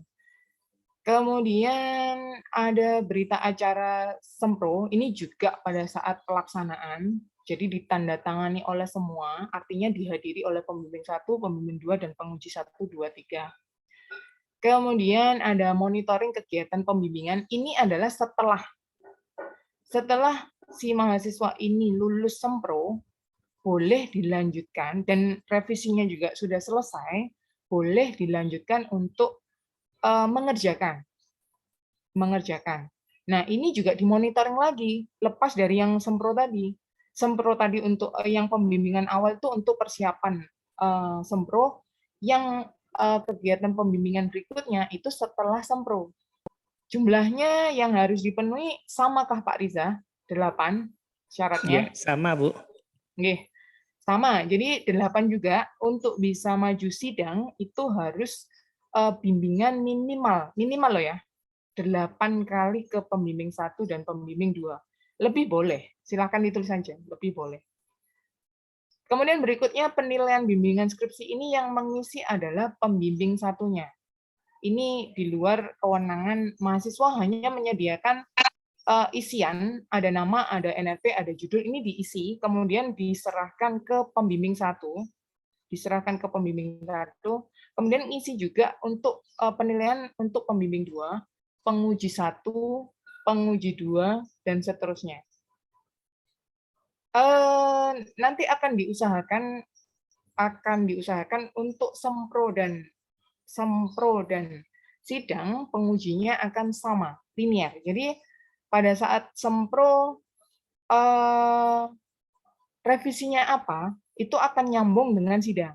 Jadi pada saat Sempro misalkan yang harus diperbaiki adalah dari sensornya, tambahan apa dan seterusnya, itu menjadi perbaikan pada saat sidangnya itu harus dipenuhi juga gitu, karena itu adalah revisi dari Sempronya. Nah, oleh karena itu penguji Sempro dan penguji sidang itu akan linear gitu. Harapannya gitu. Jadi karena yang memutuskan lulus atau enggak itu adalah forum. Forum itu yang mempunyai hak untuk meluluskan itu enggak cuma pembimbing, tapi juga penguji. Nah, forum yang dimaksud itu adalah 2 pembimbing dan 3 penguji yang nanti dituangkan dalam berkas-berkas ini gitu. Nah, jadi penilaian ini mahasiswa cuma ngisi nama, NRP, dan judul aja, tapi nanti diserahkan ke masing-masing yang berwenang ini di sini. Pengujinya siapa, pembimbingnya siapa, ya dikasih ke Bapak Ibu dosen yang bersangkutan gitu. Berikutnya itu juga masih masalah penilaian. Kemudian rekapitulasi nilai skripsi ini yang mengisi adalah koordinator prodi. Jadi koordinator prodi nanti mahasiswa menyiapkan nama, NRP, judul, diserahkan ke koordinator. Yang mengisi ini adalah koordinator prodi. Koordinator prodi mendapatkan nilai-nilai, jadi dari form yang sudah diisi, nanti Bapak Ibu itu bisa menyerahkan rekapnya mengirimkan ke koordinator, kemudian koordinator yang akan merekap. Jadi bukan mahasiswa yang merekap, tapi koordinator. Nah, rekapan ini nanti akan diserahkan ke admin Siakat yang akan menginputkan nilainya ke Siakat. Jadi alurnya seperti itu. Pembimbing 1 memberi nilai berapa, presentasinya adalah 60 karena yang paling tahu progres dari si mahasiswa ini adalah pembimbing, makanya bobotnya besar. Presentasinya 60. Kemudian untuk penguji 1, 2, 3 bobotnya sama 40%. Nah, ini akan dikalikan, misalkan dikasih nilai 80, dikalikan 60%, nilainya berapa, di total X-nya ini adalah nilai bimbingan. Y-nya ini adalah nilai ujiannya pada saat Sempro dan sidang itu berapa, Sempro dan sidang itu berapa, diakumulasi ke nilai Y. Nah, nilai total skripsinya adalah X plus Y. Ini akan muncul nilai huruf yang akan disetorkan ke admin fakultas yang pegang Siakat gitu. Berikutnya perbaikan ujian skripsi. Jadi nilai ini akan ditindaklanjuti ketika teman-teman mahasiswa itu sudah melakukan perbaikan ujian. Jadi di sidang itu hampir nggak pernah ya, kalau biasa umumnya tuh hampir nggak pernah nggak ada revisi. Hampir nggak pernah nggak ada revisi. Jadi pasti ada revisi, sesempurna-sempurnanya itu pasti ada revisi. Nah, itu harus diperbaiki. Biasanya ada tempo waktunya untuk memperbaiki, biar nggak molor-molor, itu berapa hari ketentuannya biasanya ya Pak Riza ya? Kalau di Mekatrol itu 2 minggu. Kalau di Elektro berapa ya? Ketentuan untuk perbaikan revisi sidang. Sama Bu, 2 Sama ya? minggu. Iya. Jadi sama, karena memang aturannya ya dari fakultas itu sama. Jadi hari ini misalkan teman-teman mahasiswa itu sidang, dijadwalkan sidang. Nah, nanti 2 minggu berikutnya harus sudah selesai loh ya, bukan masih progres perbaikan, tapi harus sudah selesai. Kalau nggak selesai itu ada sanksinya. Gitu. Tapi biasanya pembimbing yang paling tahu atau penguji yang kalau nggak ada progres sama sekali bisa jadi sanksinya itu yang paling berat adalah dibatalkan sidangnya. Dibatalkan sidangnya, sidang ulang. Karena dari kali gitu. Kalau misalkan revisinya cukup lumayan sulit, misalkan di bagian produk dan seterusnya, nah itu sebenarnya bisa diatur di forum gitu. Di forum ketika disepakati oleh pembimbing, 2 pembimbing dan 3 penguji, ini revisinya cukup berat nih, kayaknya nggak selesai 2 minggu nih. Nah, forum itu harus memutuskan pada saat itu gitu. Mau ditambahkan waktu atau tetap 2 minggu, itu tuh forum yang memutuskan. Mahasiswa tahu, rekan-rekan dosen yang membimbing dan menguji itu tahu gitu. Jadi diputuskan di forum, tidak boleh diputuskan di luar forum biar nggak terjadi nanti perbedaan asumsi gitu. Harapannya biar mengurangi perbedaan asumsi, jadi harus diputuskan pada saat forum, gitu. Nah itu aturannya untuk sidang. Kemudian ini masih sama, perbaikan ujian itu per penguji, aturannya 2 minggu normalnya. Untuk berita acara sidang skripsi ini sama, jadi ini untuk membuktikan bahwa sudah terjadi, sudah dilaksanakan, sudah diselesaikan sidangnya pada hari kapan, tanggal berapa, secara Zoom juga boleh ditulis via Zoom dan seterusnya, atau mungkin ditulis alamat linknya dan seterusnya, disetujui atau enggaknya. Ini sidang ulang atau sidang pertama. Nah, ini isiannya diisi lengkap oleh mahasiswa. Dan nanti diserahkan, dimintakan tanda tangan ke para nama-nama yang tertera sesuai jadwalnya. Kemudian untuk kehadiran seminar proposal ini adalah diisi pada saat ini harusnya untuk syarat seminar proposal sih. Jadi ketika sempro itu kan ada teman-temannya yang sebelumnya sudah sempro atau seniornya yang sempro 2. Nah, ini sebagai pembelajaran mungkin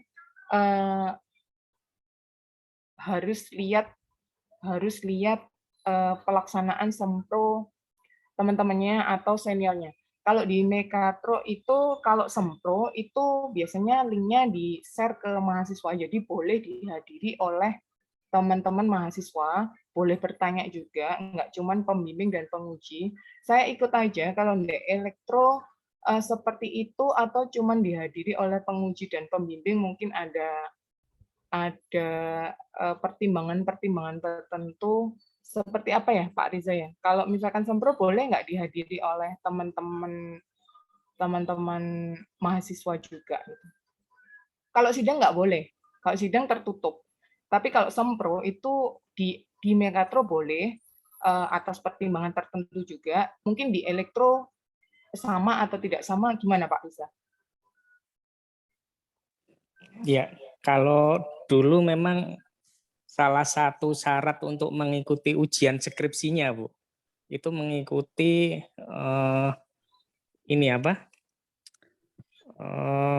acara seminar sidang, Bu. Seminar sidang hasil, Bu. Jadi bukan di proposalnya. Seminar sidang hasil tuh Sebelum mereka maju sidang itu ada seminar hasil dulu. Nah, itu syaratnya mahasiswa harus 5 kali atau berapa ya dulu itu.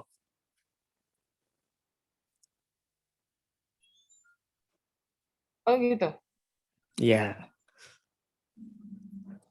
Tapi pada Oke. waktu itu apa ya, dilarang oleh fakultas, terus fakultas mintanya pas proposal ini sepertinya. Oh Dan ya. itu belum terlaksana gitu. Oh ya. Oke. Mungkin saya kembalikan aturannya ke fakultas aja kayak gitu ya Pak Riza ya. Ya teman-teman Iya, Bu, dosen fakultas saja. elektro. Iya, takut Iya. karena aturan skripsi itu mengikuti aturan dari fakultas, saya kembalikan aja. Jadi mungkin berikutnya sempro itu boleh dihadiri oleh teman-teman mahasiswa, boleh bertanya, boleh mengikuti sesinya dari awal sampai akhir tuh boleh. Mau itu nanti secara daring ataupun luring gitu ya. Nah, kemudian saya lupa sih Pak Hanif ya, tadi itu ada mengupload ini atau enggak, kalau mungkin nanti bisa dicek, minta tolong ya Pak Hanif ya. Kalau misalkan kartu kehadiran ini belum ada, mungkin bisa ditambahkan ke websitenya untuk yang persiapan pendaftaran sempro ini harus ada, tapi karena sudah lewat ya, maksudnya lewat tuh gini, teman-teman yang mau daftar sempro biar nggak terganjal ini, sementara nggak kita wajibkan karena mungkin sudah ada beberapa sempro-sempro yang sudah dilakukan dan kalau dari keterangannya Pak Riza tadi belum dilaksanakan kan, maksudnya belum membuka link untuk bisa dihadiri oleh mahasiswa, jadi biar nggak terganjal yang mau daftar berikutnya itu mungkin angkatan 15, angkatan 16, angkatan 17 yang mau mendaftar itu misalkan belum punya ini, sudahlah kita skip aja dulu kali gitu ya, biar nggak mengganjal teman-teman mau lulus seperti katanya Pak Ulum tadi, kita nggak mau mempersulit lah hal-hal yang nggak terlalu krusial, kita lewati aja dulu gitu. Tapi berikutnya mungkin akan kita aktifkan ini jadi wajib gitu, tapi nggak serta-merta sekarang gitu. Oke, itu mengenai formnya bisa di-download juga di di websitenya.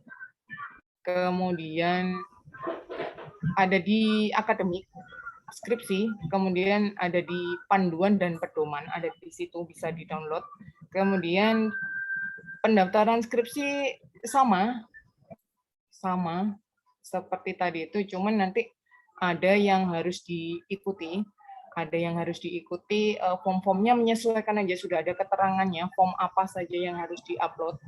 Mungkin biar nggak panjang, teman-teman bisa ngecek sendiri, kali apa yang perlu saya jelaskan sudah saya sampaikan. Terus, kalau untuk dokumentasi skripsi, ini adalah pasca. Sudah selesai sidang, kemudian prodi itu membutuhkan dokumen-dokumen juga. Jadi, rentetannya skripsi itu panjang. Jadi dari mulai sempro, sidang, kemudian sampai selesai. Nah, dokumentasi ini adalah pada saat selesai sidang. Selesai sidang sudah membuat laporan, sudah di ACC, sudah ini. Nah, itu tinggal uploadnya. Sudah membuat poster, sudah membuat sudah membuat publikasi. Nah, itu tuh uploadnya di dokumentasi skripsi tadi. Itu untuk akhir sekali, setelah sidang selesai, revisi selesai, nilai selesai, dan seterusnya semuanya selesai, bisa diupload di situ. Publikasi selesai, itu bisa diupload di situ. Nah, nanti prodi khususnya ini nih kalau membutuhkan file-file itu tinggal ambil itu ngelinknya ke emailnya prodi. Jadi sekaligus menjadi bank datanya prodi. Jadi untuk SOP-nya SOP-nya skripsi, rentetannya mungkin yang bisa saya sampaikan seperti itu. Jadi yang urgent hari ini itu adalah MBKM dan skripsi. Mungkin waktunya saya kembalikan ke Pak Ubed ya. Mau dibuka sesi tanya jawab atau gimana? Terima kasih Pak Ubed.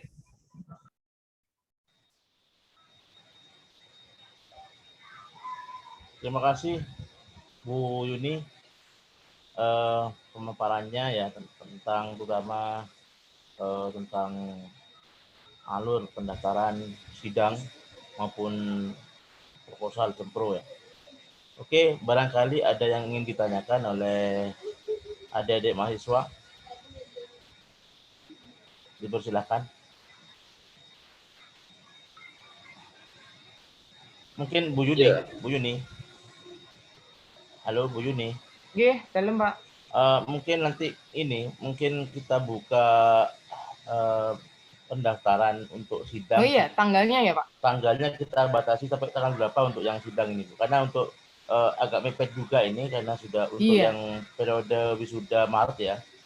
Kira-kira jadi nanti kan ada revisi dan seterusnya, itu kira-kira bulan pendaftarannya mungkin tanggal berapa ya?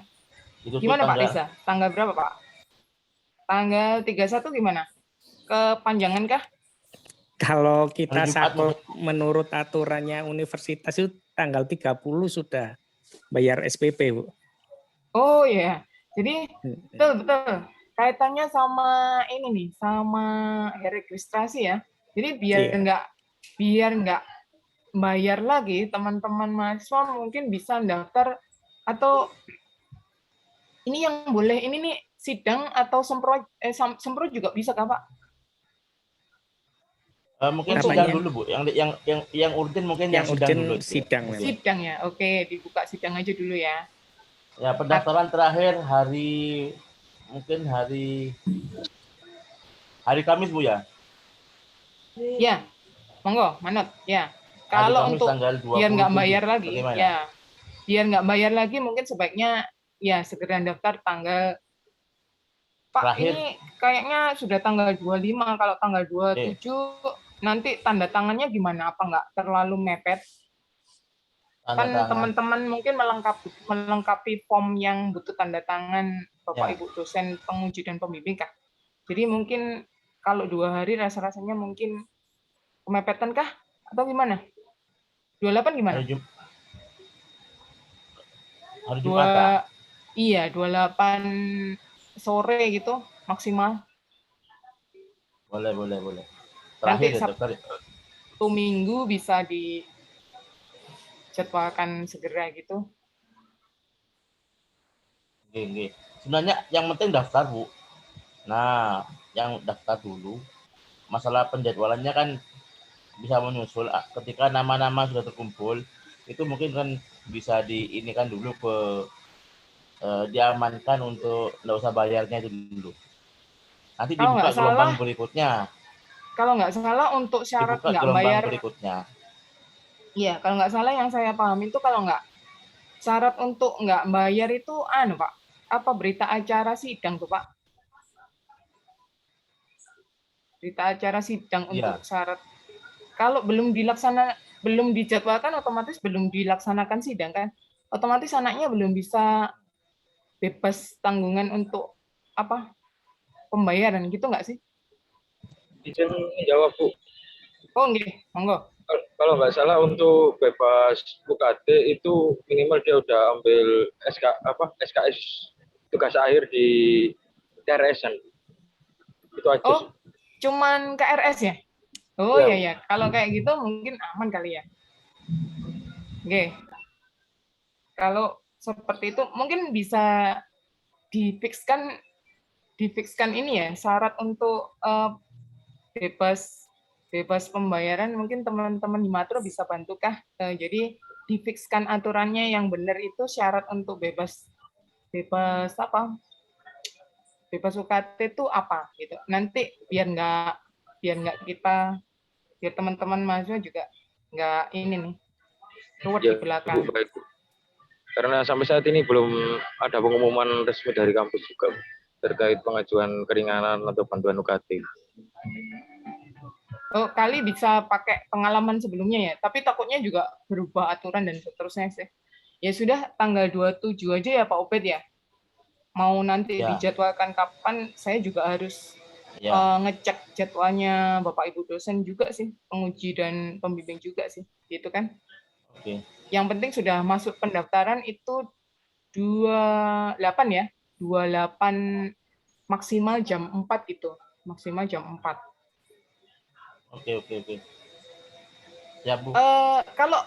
Kalau menurut saya, kalau misalkan teman-teman yang mau sempro juga daftar, menurut saya juga nggak apa-apa sih Pak, Ya boleh. daftar aja Cuma gitu, silahkan. Cuma nanti batas mungkin yang akhirnya mungkin agak dieksekusi duluan ya, itu adalah ya. yang sidangnya gitu.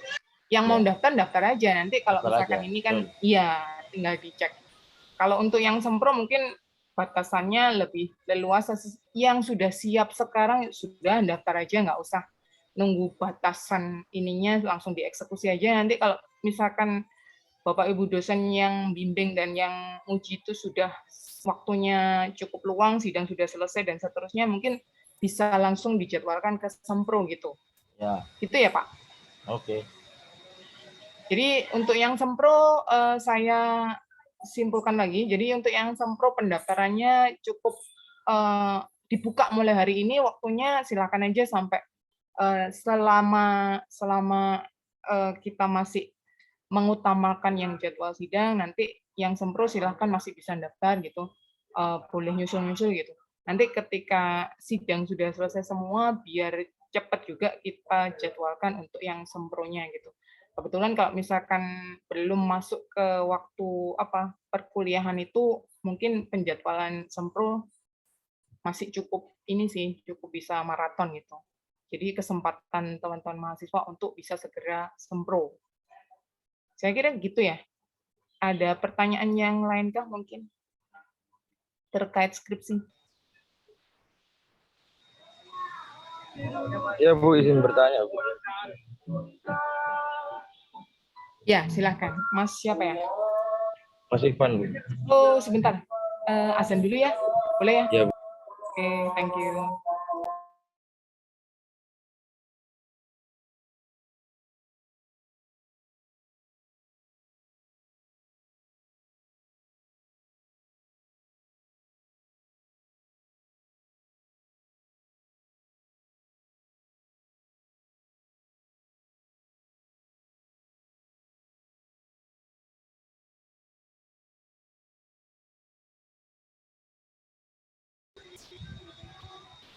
Ada lagi pertanyaan?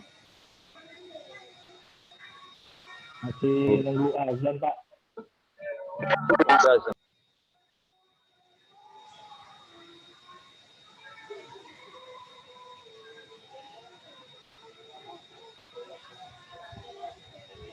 Ada yang tanya tadi? Ivan? Tidak ada ya? Bu Yuni masih Mungkin kalau tidak ada cukup Bu ya. karena masih azan, Pak. Oh. Bisa dilanjut pertanyaan Pak. Mau tanya Pak.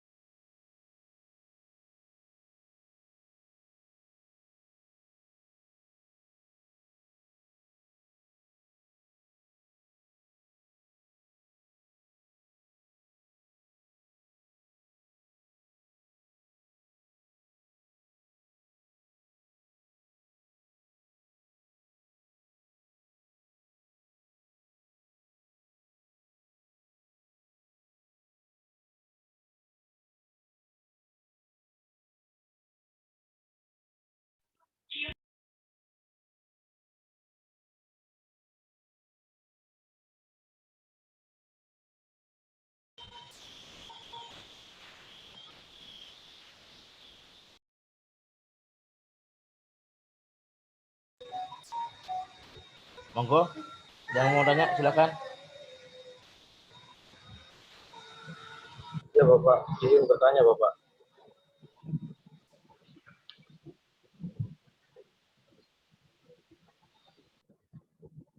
Terima kasih atas waktunya Pak. Kenalkan nama saya Ivan, Teknik Elektro 2018. Pertanyaannya, kalau nggak salah, ketika mau sempro seminar proposal, sedang proposal, itu kan ada bimbingan di dua dosen pembina Pak ya.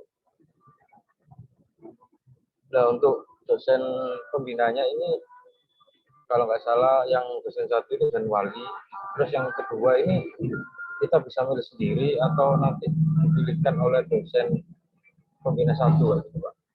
Itu pertanyaannya. Terima kasih.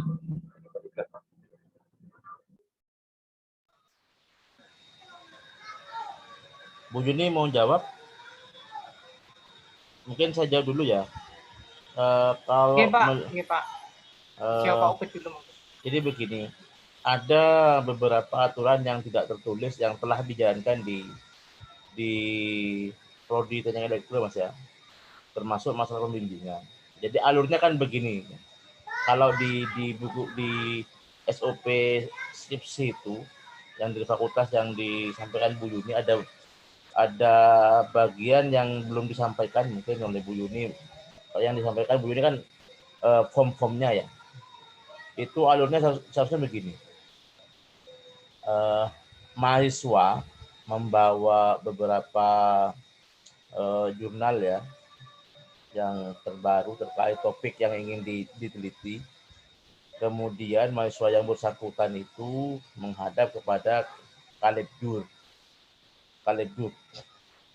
Kemudian dari Kalebjur, maka Kalebjur nanti akan mengarahkan kira-kira yang sebidang dengan topik yang diajukan oleh mahasiswa itu adalah dosen tertentu yang sebidang. Itu. Kemudian mahasiswa bisa atau kalau bisa juga langsung digantikan oleh Korprodi ya. Jadi ada aturan yang tidak tertulis. Salah satunya adalah dosen wali. Kenapa dosen wali?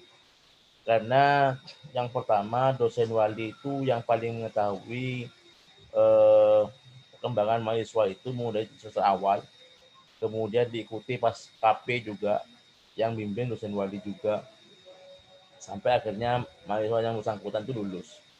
Sehingga itu tujuannya yang pertama, yang mengetahui dosen wali. Yang kedua, kenapa harus dosen wali? Karena agar terjadi pemerataan pembimbingan. Karena kenyataannya itu di prodi-prodi yang lain sebelumnya itu ada dosen yang kalau pas milih sendiri, ada mahasiswa itu milih dosen diambil yang dosen yang paling tanda petik ya, yang paling enak gitu bagi mahasiswa gitu. Paling killer. Atau seperti itu. Nah itu akhirnya ada dosen tertentu numpuk bimbingannya, ada dosen yang lain yang tidak. Sehingga hal seperti itu kan jadi hal bagi kita gitu ya, bagi kita itu hal-hal yang tidak baik. Sehingga salah satu dosen pembimbingnya itu adalah dosen wali. Itu dipastikan. Baru kemudian dosen pembimbing duanya atau dosen pembimbing yang satunya lagi itu ya ada dosen yang pokoknya dipastikan salah satu dosen pembimbing itu adalah dosen yang bidang penelitiannya atau bidang keahliannya memang di bidang topik mahasiswa yang bersangkutan. Gitu Mas ya. Tuh, sehingga itu kebijakan yang saya kira tidak ada masalah ya. Untuk menghindari hal-hal yang terjadi seperti itu. Itu jawaban saya. Monggo mungkin ada yang menanggapi, yang Bu Yuni atau Pak Risa atau Bu Diana, Pak Ulum, monggo silakan.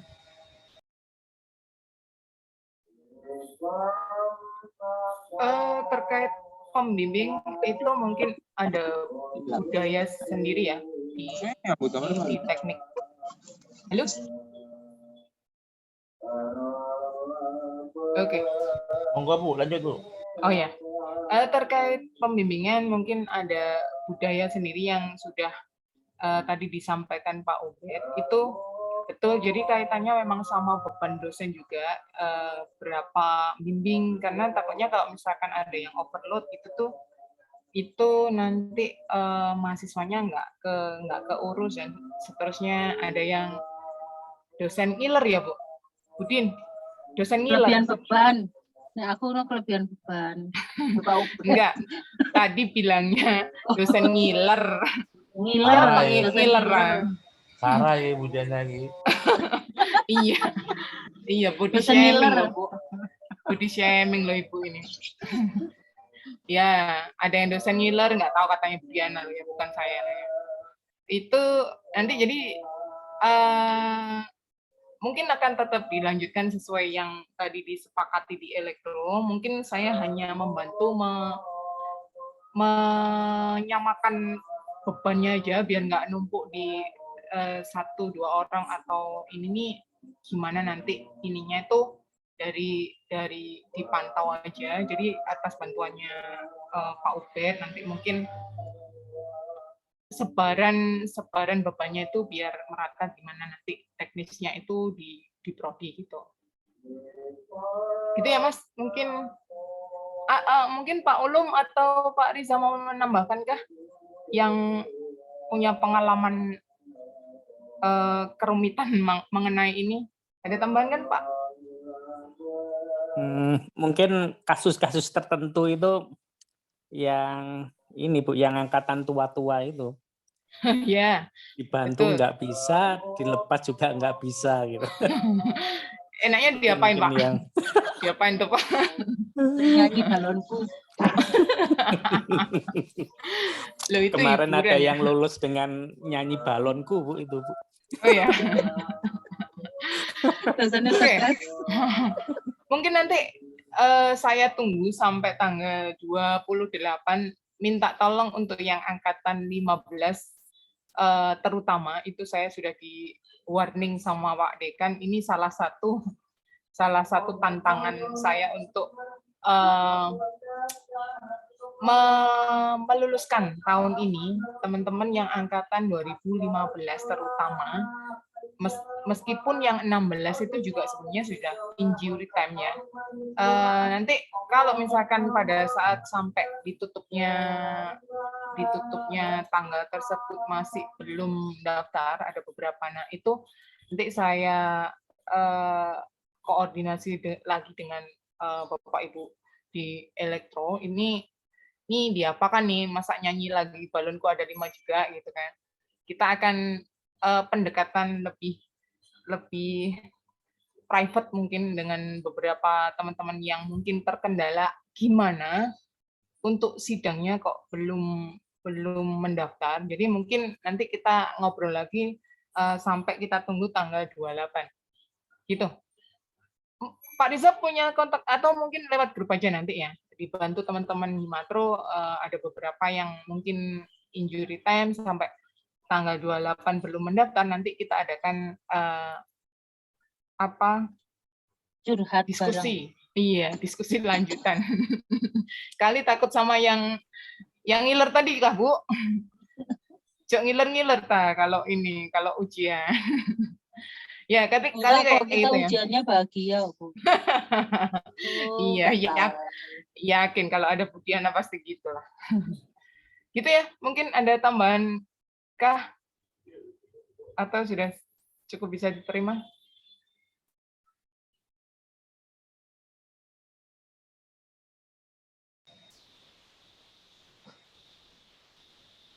Mungkin sementara cukup ya, adik-adik mahasiswa ya. Nanti bisa sambil berjalan ya ini. Ada lagi? Mohon maaf Pak, bertanya lagi Pak. Oh ya monggo. Untuk mata kuliah atau KRS yang masih kosong, yang ikut MBKM itu kemarin bagaimana prosedur dan inputannya nggih Pak? Balik MBKM lagi. Bu Yuni. Iya Bu. Oke. don't worry, be happy ya. Sudah masalah KRS untuk yang MBKM kemarin itu jadi pekerjaannya Prodi. Masih dalam bantuan Pak Risa juga, karena yang paling tahu datanya Pak Risa. Nanti saya koordinasi sama Pak Risa sama admin jurusan, admin fakultas untuk yang punya wewenang untuk input mengenai KRS. Sudah punya datanya kok, tenang aja. Ditunggu aja nanti akan diinputkan. Jadi khusus untuk MBKM itu KRS-nya memang yang menginputkan atau yang mengisikan itu adalah Prodi gitu. Prodi. Jadi bukan mahasiswa sendiri. Gitu ya. Oke, baik Bu, terima kasih. Oke.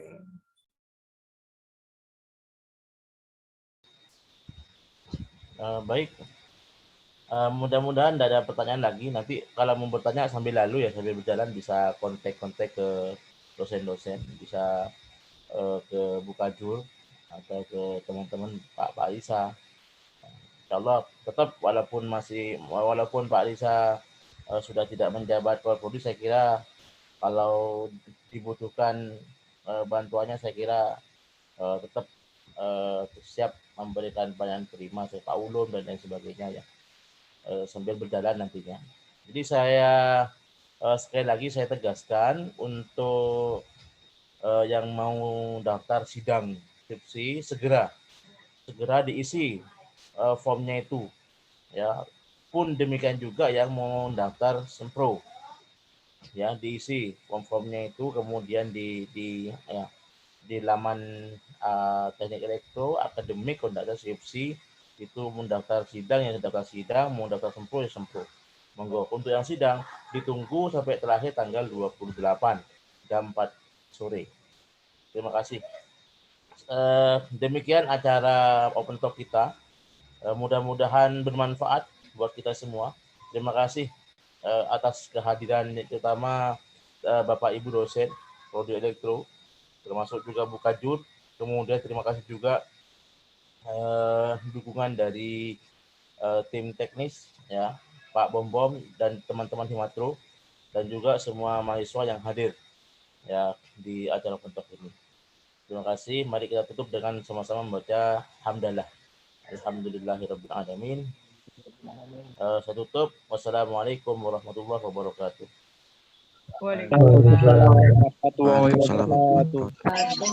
Satu.